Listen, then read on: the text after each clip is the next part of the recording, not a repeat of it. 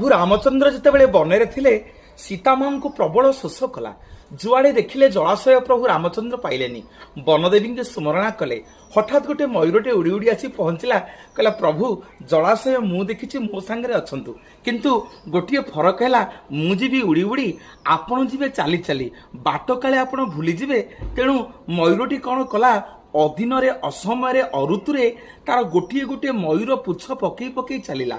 नियम अच्छी जदि अऋतुरे असमय मयूर तार मयूर पुछ को ता देहरु झाड़ी दिए ताले मयूर मृत्युवरण होता है।